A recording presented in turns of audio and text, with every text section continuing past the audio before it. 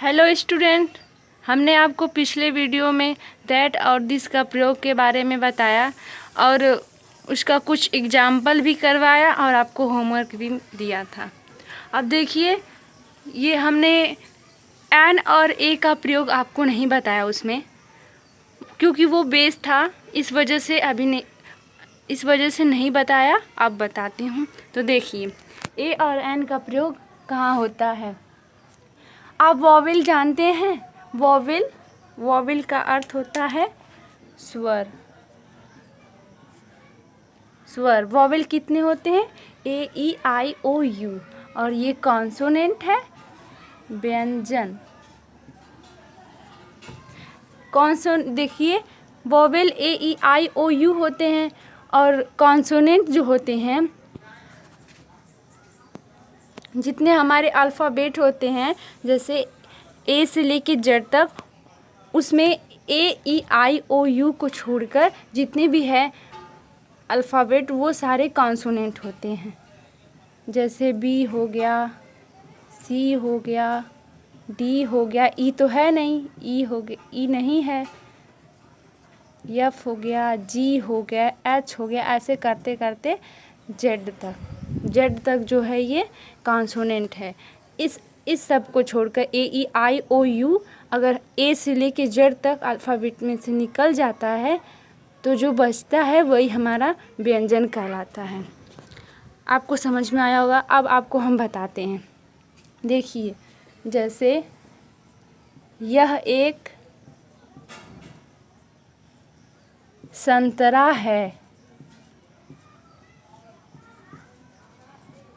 तो देखिए, आपको हमने पिछले वीडियो में बताया, यह मतलब ये वस्तु हमारे पास है, और दैट वह मतलब वस्तु दूर है। यह मतलब निकट है, वह मतलब दूर है। तो देखिए, तो इसका कैसे होगा? दिस इज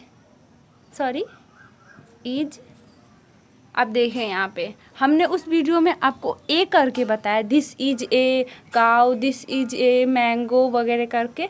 तो यहाँ देखिए, दिस इज, यहाँ पे हम ए लगा देंगे तो ये गलत हो जाएगा।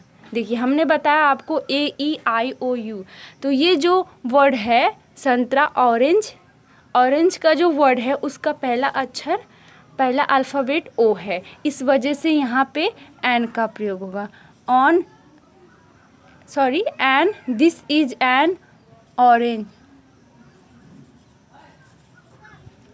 ओके, अब हम ऐसे और एक बताते हैं आपको। जैसे वह एक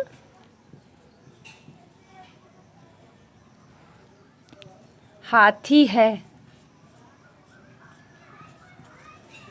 वह एक हाथी है। तो देखिए, हो जाएगा वह का इंग्लिश दैट इज।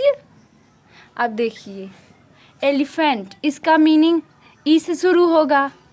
तो ई जो है वॉवेल है, तो इसलिए यहाँ ए का प्रयोग ना हो कि एन का प्रयोग होगा। तो दैट इज एन एलिफेंट।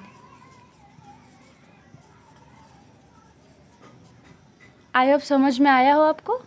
तो वैसे देखिए, जितने भी अक्षर हैं, जैसे कि देखिए सेब का मीनिंग होता है एप्पल, तो ये भी ए से शुरू होगा। ऑरेंज जो है ये भी ए भी वॉवेल है। वॉवेल का पहला अक्षर है, मतलब इसमें जिसका जो पहला अक्षर होता है वॉवेल होता है। जैसे ए है वॉवेल है, ओ है वॉवेल है, अम्ब्रेला हो गया यू से शुरू होगा, वो भी वॉवेल है। और इंक पार्ट हो गया, वो भी वॉवेल है। जिस मीनिंग में हमें पहला अक्षर वॉवेल मिले वहाँ पर हम एन का प्रयोग करते हैं। और जहाँ पे हमें कॉन्सोनेंट व्यंजक मिले वहाँ पे तो ए का प्रयोग होता ही है। आई होप आपको समझ में आया हो। हम आपको कुछ अदर एग्जाम्पल तो हमने आपको बता दिया। अब आपको हम कुछ एक्सरसाइज देंगे, मतलब होमवर्क टाइप का देंगे। तो आप लिखिए, मतलब देखिए।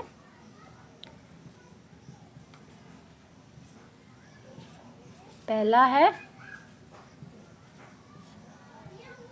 वह एक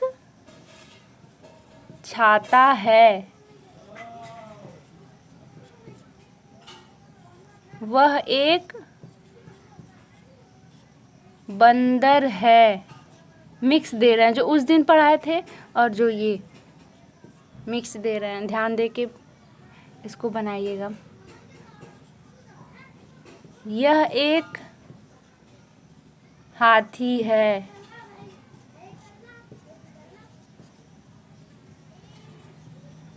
यह एक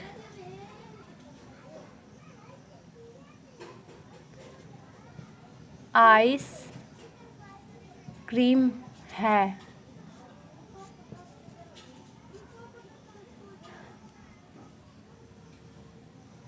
चलिए 4 ही रहेगा, होमवर्क में आपको हम दे रहे हैं, देख लीजिए। अगर कोई गलती हो तो प्लीज़ उसे कमेंट कीजिए ताकि हम उस गलती को सुधारें। और गलती हो सकती है, सबसे गलती होती है। Thanks for watching.